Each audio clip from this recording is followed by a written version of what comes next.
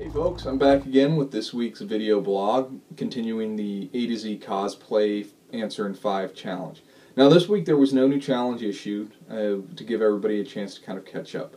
So this week I'm actually going back and doing one of the old challenges that they did before I started participating. And I'm going to continue to make these videos because almost a dozen people watched my last video. I mean, with a mandate like that, I have a viewership that I'm responsible to continue to produce these.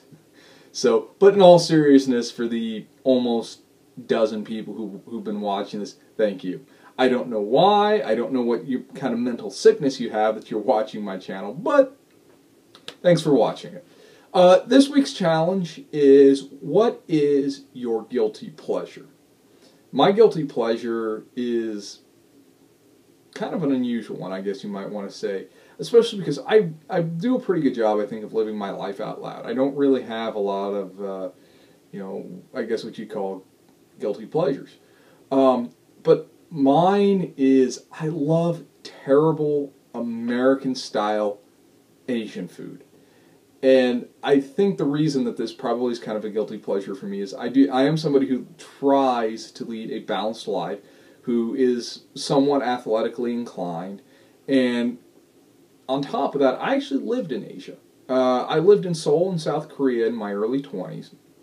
And while I was there, I really kind of embraced a lot of the Asian culture. I studied the history, especially the history of Korea. I got involved in martial arts, which is a practice that I still continue to this day. And I also really got into traditional Korean food.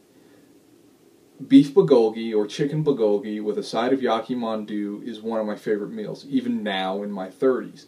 And I have no less than 3 bottles of soju sitting in my liquor cabinet at the moment. So, having gone over there and having lived in Korea and having lived in Asia as a young man, really did have a pretty profound effect on me. And the thing you have to understand about the kind of food that they pass off as Asian food in places like food courts or at Panda Express, it's not. It's not even close to Asian food. It's what Americans imagine Asian food might be if they ever went to Asia. The heavy sauces, the emphasis on different kinds of meat, with side servings of vegetables and rice and things like that, that's about 180 degrees off of what is actual Asian food, which is a lot of rice served with vegetables and a small amount of meat. But despite this, despite my active lifestyle and despite having lived and been immersed in traditional Asian culture, I love crappy American chain restaurant Chinese food. And I don't know why. Because it's not good for you, it's not actual Asian food, and when you're done eating it, you come away and you feel heavy and you feel bloated and you feel kind of gross, don't you? But I do. So that is my guilty pleasure.